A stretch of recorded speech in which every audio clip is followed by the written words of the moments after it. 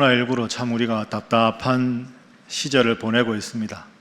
이제는 백신 접종자들이 좀 많아지고 정부 시책에도 보면 예배당도 이제 20%가 아니라 예배당 좌석의 30% 예배를 드릴 수 있고, 그래서 이제는 마스크를 좀 벗고 편안하게 예배 드릴 수 있는 날이 곧 오지 않을까, 이런 기대감도 있는데, 또 한편 여러분 뉴스에서 보셨겠지만 코로나 변이 바이러스가 델타 변이 이래서 마스크를 벗었던 나라들이 다시 마스크를 쓰기도 하고, 언제 마치려나 이런 불안한 마음과 또 한편으로는 희망 섞인 마음이 우리가 공존하고 있는 그런 시기에 살아가고 있습니다.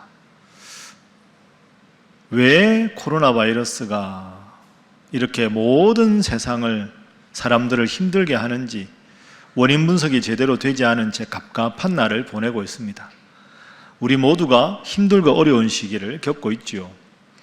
그래서 우리가 이 힘들고 어려운 시기에 그래도 우리가 하나님을 믿는 사람인데, 하나님을 믿는 사람은 어떤 삶의 태도를 가지고 어떤 관점을 가지고 살아가는 것이 이 고난의 시기에 신앙인다운 모습인가 하는 이 질문을 가지고 그동안에 다니엘서 1장, 2장, 2장을 중심으로 2달간 말씀을 살펴보았습니다. 우리가 2달간 말씀을 살펴본 결과 다니엘이 참 하나님 앞에 위대한 사람이었다 하는 결론을 얻을 수 있습니다. 15살의 그 어린 나이에 자기가 잘못한 게 아니라 나라가 멸망해서 귀족의 집안에서 잘 자라다가 갑작스럽게 어느 날 바벨론 왕궁에 포로로 잡혀갔습니다. 분명히 신세를 비관할 수도 있고 원망할 수도 있었지만 그 바벨론의 왕궁 속에서도 15살 청소년 다니엘은 하나님 앞에 뜻을 정하고 하나님 주신 지혜로 그 모든 어려움을 다 이겨내고 무려 67년 동안 바벨론과 메대와 페르시아를 거쳐서 아주 입지전적인, 세상에서도 선한 영향력을 끼치는 하나님의 사람으로 살아갈 수가 있었습니다. 고난의 시기에, 어려운 시기에 어떻게 그렇게 살아갈 수 있었을까? 이 질문을 하고 보면 우리가 오늘 읽은 다니엘서 12장 3절, 다니엘서의 주제 구절인데요, 다니엘의 모습이 아주 적절한 비유로 우리에게 소개가 되고 있습니다. 자, 우리 함께 12장 3절 읽어보겠습니다. 시작. 지혜 있는 자는 궁창의 빛과 같이 빛날 것이요, 많은 사람을 옳은 대로 돌아오게 한 자는 별과 같이 영원토록 빛나리라. 아멘. 칠흑 같은 어두운 밤하늘에 밝은 별빛처럼 다니엘은 그 고난의 시기에 하나님께서 복을 주셔서 큰 복을 받은 그런 인물이 되었습니다. 우리도 이런 고난의 시기에 이렇게 하나님 앞에 복을 받으면 얼마나 좋을까? 더군다나 우리뿐이 아니라 우리의 자녀들, 우리의 자손들이 다니엘처럼 아무리 인생에 힘들고 어려운 시기를 겪어도 밤하늘의 별과 같이 빛나는 삶을 살 수 있다면 얼마나 좋을까? 우리 모두는 그런 기대와 그런 기도 제목을 안고 함께 예배를 드리고 있습니다. 그래서 오늘 이 시간에는 2달 동안에 우리가 함께 받았던 은혜를 한번 정리해보고 나누고, 그래서 마음속에 새기는 그런 시간을 갖도록 하겠습니다. 우리 저를 한번 따라해 보시죠. 나는 하나님의 사람으로 영향력이 있는 한결같은 신앙인으로 살아가겠습니다. 여러분 그렇게 하시겠습니까? 네. 자, 그 결단을 담아서 옆에 분들과 인사하겠습니다. 믿음 생활 잘 하시기 바랍니다. 한 번 더 하겠습니다. 믿음 생활 잘 하겠습니다. 하겠습니다. 네. 자, 그러면 이제 우리가 그동안에 함께 묵상했던 말씀 중에서 꼭 기억해야 될 내용 몇 가지 발췌해서 정리를 해보겠습니다. 오늘 제가 다니엘서 마지막 시간 여러분에게 속지 나눠드렸는데요, 총결론, 다니엘이 보여준 신앙인의 삶의 교훈 해서 4가지로 정리를 했습니다. 하나하나 보면서 우리가 복습하면서 결단하는 시간을 갖겠습니다. 맨 먼저 하나님의 통치는 이방 군주의 궁궐 안에도 미치지 않는 곳이 없다 하는 것을 우리가 다니엘서 1장의 첫 부분 공부할 때 중요한 교훈으로 삼았습니다. 하나님을 잘 믿는 다니엘이 하나님을 믿지 않는 이방나라 바벨론에 남유다가 속국이 되면서 이방 나라 궁궐에 포로로 잡혀갔습니다. 그때 나이가 15이었습니다. 하나님을 잘 믿은 내가 왜 하나님을 믿지 않는 나라의 이방 나라의 궁궐에 있어야 하나? 하나님이 나를 버리셨다. 우리나라를 버리셨다. 더 이상 우리가 하나님을 믿을 필요가 없다. 이렇게 생각하고 하나님을 향해서 마음의 문을 닫을 수도 있지만 다니엘은 그렇게 하지 않았습니다. 온 세상을 창조하신 하나님이 남유다에만 계신 게 아니고 예루살렘에만 계신 게 아니라 온 세상의 주인이시니 이 이방나라 궁궐에도 하나님은 계신다. 이곳에서 내가 하나님을 찾으면 하나님은 내 기도에 응답하신다. 이 믿음이 있었습니다. 그래서 다니엘은 그곳에서도 하나님 앞에 뜻을 정하고 기도한 것이죠. 여러분, 오늘 우리도 마찬가지입니다. 우리가 예배당에서 예배 드릴 때, 우리가 인생이 내 뜻대로 잘 돼서 하나님 앞에 기도할 때만 하나님이 나를 지키시는 게 아니라 지금 코로나 상황에서 이곳저곳 바라는 일마다 막히고 힘들고 괴롭고 지쳐도 그 순간에도 하나님은 우리와 함께 하시는 줄로 믿습니다. 때로는 내가 이렇게 간절하게 기도하는데 하나님 왜 내 기도를 안 들으시나 그런 답답함이 있더라도 하나님이 하나님의 때가 되면 하나님의 방법으로 응답해 주심을 믿고 이 다니엘처럼 하나님의 바로 서는 여러분 다 되시기를 주님 이름으로 축복합니다. 자, 두 번째 교훈입니다. 그 다니엘은 그 힘든 왕궁의 포로 생활을 어떻게 견뎠을까? 먼저 하나님이 원하시는 뜻을 정하면 하나님은 상황을 변화시켜 주신다. 이것이 다니엘서의 중요한 교훈입니다. 우선순위가 중요하죠. 먼저 하나님 뜻대로 살겠다고 뜻을 정하면 그 뜻을 하나님 기쁘게 받으시고 상황을 변화시켜 주신다. 우리는 먼저 하나님 앞에 뜻을 정하기보다는 상황을 먼저 대하고 상황이 힘들어지면 답답해하고 불안해하고 원망하고 짜증내는 경우가 많이 있습니다. 여러분, 상황을 먼저 바라보면 기도하기가 힘듭니다.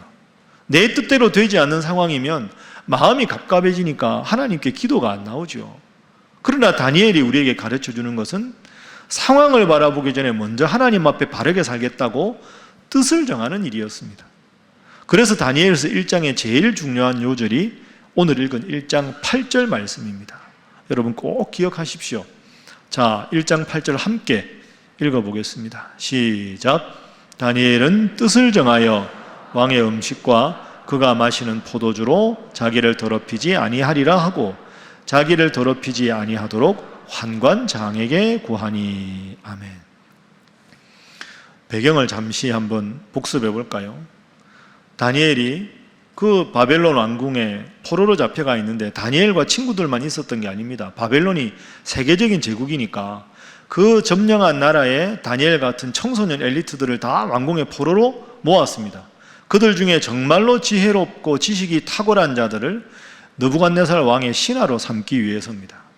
그들에게 파격적인 혜택을 줍니다.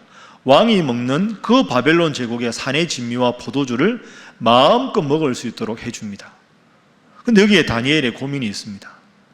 바벨론 왕궁에서 내리는 모든 산의 진미는 바벨론이 섬기는 이방신에게 제사를 지내고 내리는 음식입니다. 그럼 하나님을 믿는 다니엘이 이방신에게 제사 지내는 음식을 먹을 수는 없었습니다. 이런 상황에서 다니엘이 먼저 분명하게 뜻을 정합니다. 나는 하나님을 믿는 사람으로 이방신에게 절한 왕궁의 산의 진미를 설령 왕이 내렸다 하더라도 포도주와 음식을 먹지 않겠다. 먼저 뜻을 정하지요. 그런데 여기에 고민이 있습니다. 자신의 뜻대로 하면 왕이 알면 자기가 죽을지도 모르고 그렇다고 먹게 되면 신앙을 잃어버리게 되는 결과가 생깁니다. 이럴 수도 없고 저럴 수도 없는 상황에서 다니엘이 뜻을 정하고 환관장에게 요구를 합니다. 그러면 열흘간만 시간을 주십시오. 열흘간 저와 세 친구들은 왕궁의 산의 진미 대신에 물과 야채만 먹겠습니다. 물과 야채만 먹은 후에 열흘 후에 왕궁의 모든 산의 진미를 먹었던 우리의 또래들과 저희들을 비교해 보십시오. 그 다음에 우리에게 왕의 산의 진미를 계속 강요할 것인지 판단하셔도 늦지 않으실 겁니다. 분명하게 뜻을 정하고 하나님 주신 지혜로 제안을 합니다. 자, 결과가 어떻게 되었을까요? 1장 15절 말씀 살펴보십시오. 화면 보시면 열흘 후에 다니엘과 3명의 친구들의 얼굴이 더욱 아름답고 살이 더욱 윤택하여 왕의 음식을 먹는 다른 소년들보다 더 좋아 보인지라. 아멘. 하나님 앞에 먼저 분명한 뜻을 정하니 하나님은 그 뜻에 따라 상황을 변화시켜 주셨습니다. 상황에 매몰되는 나약한 신앙인이 아니라 하나님 앞에 뜻을 정하시고 그 뜻대로 하나님 도우셔서 늘 다니엘처럼 승리하고 형통한 우리 사랑하는 신일의 모든 성도들의 삶이 될 수 있기를 주님 이름으로 축복합니다. 그래서 다니엘이 왕궁에서 왕의 산의 진미를 먹지 않아도 형통한 삶을 살 수 있었습니다. 3년간 그 왕궁의 그 어떤 포로들보다 더 지식이 탁월하고 신하들보다 더 지혜로운 사람으로 우뚝 설 수가 있었습니다. 그리고 이제 2장으로 넘어갑니다. 2장에 넘어가면 이 바벨론 세계 최강대국 그 제국의 왕이었던 느부갓네살이 밤에 침상에 누워서 장래일을 생각합니다. 하나님 없는 권력의 불안함입니다. 이 제국을 앞으로 얼마나 내가 다스릴 수 있을까? 내 신하들 중에 혹시 반역을 도모하는 자들이 없을까? 침상에 누웠지만 잠 못 이루는 밤을 보냅니다. 그 불면의 밤을 보내다가 어느 날 꿈을 꾸게 되죠. 무서운 꿈이었습니다. 왕궁이 망할지도 모른다는, 이 제국이 망할지도 모른다는 두려움에 사로잡힌 꿈이었습니다. 그 다음 날로 온 신하들과 지혜자들을 다 모읍니다. 온갖 주술사들, 박수들, 무당들, 점성술사들, 천문학자들 다 모읍니다. 그리고 이 왕이 2가지를 요구합니다. 내가 간밤에 꿈 때문에 국정을 수행할 수가 없다. 그러니 내가 꾼 꿈이 무엇인지 알아내라. 그리고 2번째, 그 꾼 꿈의 내용을 해석하라. 모든 지혜자들이 이구동성으로 말하는데, 왕이시여, 무리한 요구십니다. 꿈을 우리에게 말씀을 해주시면 그 꿈에 대한 해석은 저희가 할 수 있습니다. 왕은 꿈의 내용과 해석 2가지를 요구했고, 모든 지혜자들은 내용을 말씀하시면 해석만 저희가 하겠습니다. 왕이 머리끝까지 화가 났습니다. 명령을 내립니다. 모든 신하들, 지혜자들 다 죽여라. 소용없는 자들이다. 다 죽여라. 왕은 그 꿈의 내용을 말할 수가 없습니다. 너무나도 불길한 꿈이었으니까. 그런데 문제는 그 모든 지혜자들을 다 죽이라고 왕이 명령했기 때문에 당시에 왕궁에서 지혜자이자 신하로 있었던 다니엘과 세 친구들도 다 죽을 운명에 빠졌다는 겁니다. 다니엘에게 이런 왕의 명령이 들립니다. 다니엘이 깜짝 놀랍니다. 그 길로 바로 시위대장을 거쳐서 왕궁에 가서 왕을 아련합니다. 다니엘이 왕궁에 가서 왕에게 말합니다. 자, 뭐라고 했을까요? 2장 16절 말씀. 자, 함께 읽어보겠습니다. 시작. 다니엘이 들어가서 왕께 구하기를 시간을 주시면 왕에게 그 해석을 알려드리리이다 하니라. 아멘. 왕이시여, 시간을 주십시오. 왕께서 꾼 꿈과 그 해석까지 제가 완벽하게 알아오겠습니다. 먼저 선포했습니다. 여러분, 다니엘에게 하나님이 나타나셔서 왕이 이 꿈을 꾸었다, 왕이 너를 부르면 가라, 이런 명령을 받은 적이 없습니다. 다니엘은. 그런데 여기서 다니엘의 믿음의 수준을 알 수가 있지요. 이방 왕궁에 왔지만, 포로로 왔지만 하나님이 3년 내내 나와 함께 하셨다. 이 일도 하나님의 능력을 보이시기 위한 하나님의 섭리요 계획이다. 하나님이 미리 응답해 주지 않으셨지만 응답을 미리 확신하고 선포합니다. 왕이시여, 시간을 주십시오. 제가 분명하게 알아오겠습니다. 좋다, 알아오너라. 왕이 허락을 합니다. 자, 다니엘이 왕궁에서 나왔습니다. 왕궁에서 나와서 제일 먼저 한 행동이 있습니다. 2장 17절 18절 말씀해 보시면 다니엘이 친구들과 함께 기도합니다. 이에 다니엘이 자기 집으로 돌아가서 그 친구 세 사람에게 그 일을 알리고 18절 말씀, 하늘에 계신 하나님이 이 은밀한 일에 대하여 왕의 꾼 꿈에 대하여 불쌍히 여기사 다니엘과 친구들이 다른 지혜자들과 함께 죽지 않도록 해 주십시오. 참 기도가 담백한 기도입니다. 하나님, 저희들을 불쌍히 여겨서 죽지 않게 도와주십시오. 죽지 않게 해 주십시오. 이 기도만 했습니다. 이 기도를 했는데 그 단순한 기도를 하나님께서 들어주셨습니다. 이어서 19절 말씀 보십시오. 19절에 보면 이에 이 은밀한 것이 밤에 환상으로 다니엘에게 나타나 보이매 하나님이 모든 꿈과 해석을 알려주셨습니다. 다니엘이 하늘에 계신 하나님을 뭐하니라? 찬송하니라. 여러분, 이 단계가 중요합니다. 고난이 있을 때, 우리 인생에 어려움이 있을 때 먼저 하나님이 도와주실 것이다 하고 선포하는 게 필요합니다. 선포한 후에 하나님 앞에 간절히 기도하는 겁니다. 그럼 하나님께서 응답해 주실 줄로 믿습니다. 응답해 주시면 하나님께 먼저 찬송하는 겁니다. 19절. 이어지는 20절 보십시오. 20절에서도 하나님을 찬송합니다. 21절에도 하나님을 구체적으로 찬송하고 22절 말씀에도 하나님을 찬송하고 23절 말씀에도 하나님을 찬송하고 있습니다. 인간적으로만 생각하면 꿈의 내용을 알았으니까 빨리 왕궁에 가서 왕에게 전하고 싶은 인간적인 마음이 있었겠지만 다니엘은 그것보다 먼저 선포하고 기도하고 하나님이 응답하셨으니 하나님 앞에 조목조목 감사하고 찬송한 후에 왕궁에 갑니다. 얼마나 멋진 신앙인입니까? 어려운 일 생기면, 힘든 일 생기면 한숨부터 쉬고 다른 사람 먼저 찾고 불안해하고 괴로워하는 게 아니라 하나님이 함께 하실 것이다. 기도하고 응답받고 찬송한 후에 자신의 일을 돌보는 다니엘. 여러분, 이 교훈을 꼭 기억하셔서 여러분의 인생에 크고 아픈 모진 시련이 올 때 오늘 이 다니엘처럼 선포, 기도, 응답, 찬송으로 하나님께 영광 돌리는 여러분 되시기를 주님 이름으로 축복합니다. 자, 옆에 분들과 인사 한번 하겠습니다. 하나님 앞에 간절히 기도하시기 바랍니다.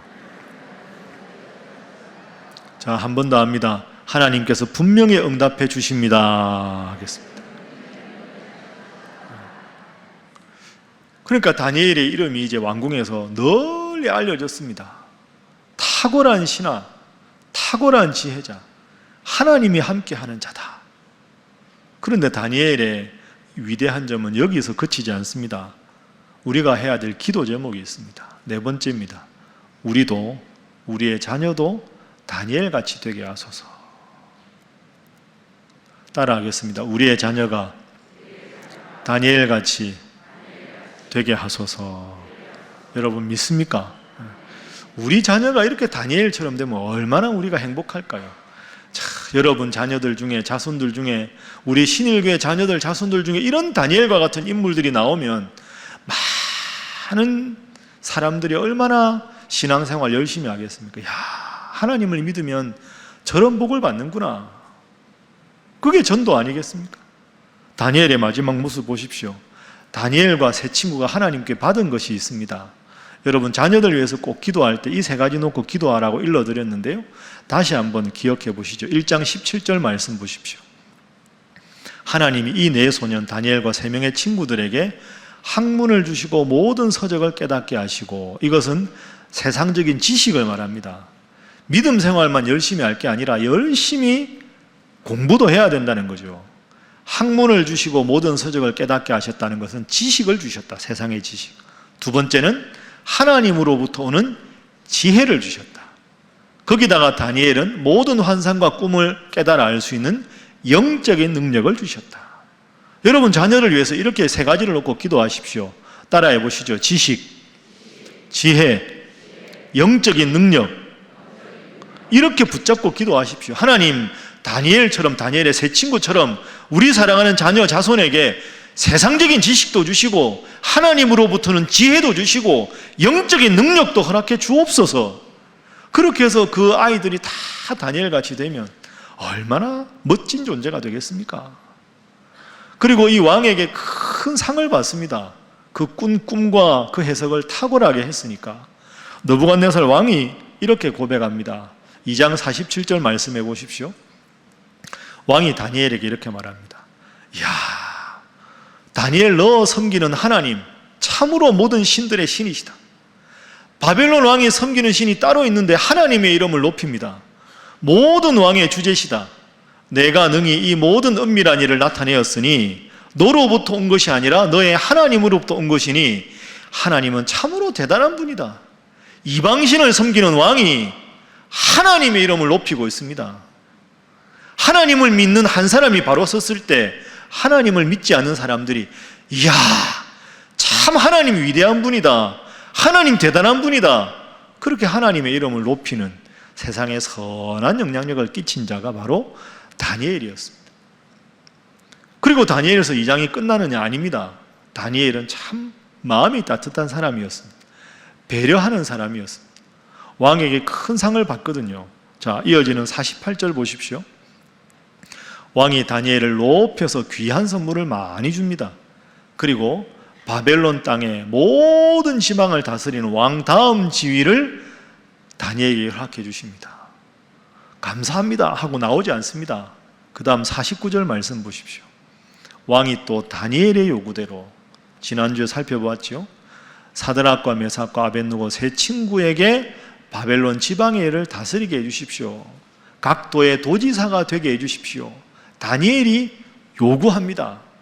멋진 사람 아닙니까? 가까이 있는 친구들에게 배려하는 겁니다. 누가 다니엘 같은 사람을 싫어하겠습니까? 하나님 앞에 겸손하고 왕 앞에서도 주눅들지 않고 당당하고 많은 사람들을 살리고 가까이 있는 사람들에게 넉넉한 마음으로 배려하고 이런 인물이 다니엘입니다. 그래서 이 다니엘이 아까 우리가 살펴본 12장 3절 말씀 기억하시죠? 저 깜깜한 하늘의 궁창의 빛, 저 빛은 별빛을 말합니다. 깜깜한 하늘의 밝은 별처럼 빛나는 존재. 왜? 하나님 주신 지혜로 바로 선 존재. 많은 사람을 옳은 대로 돌아오게 한 사람. 심지어 이방신을 섬기는 왕조차도 하나님의 이름을 높이는 그런 좋은 일을 한 사람. 별과 같이 영원토록 비치는 사람.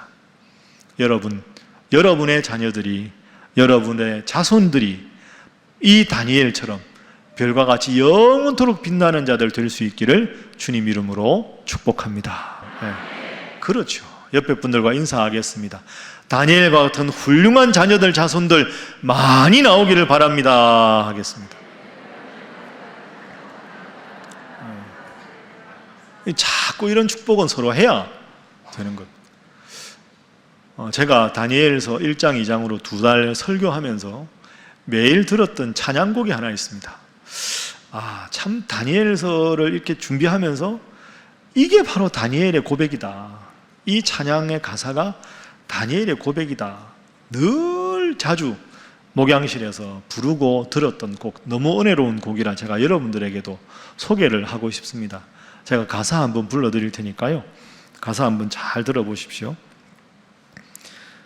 이 세상을 살아가는 동안에 나의 힘을 의지할 수 없으니 기도하고 낙심하지 말 것은 주께서 참 소망이 되심이라.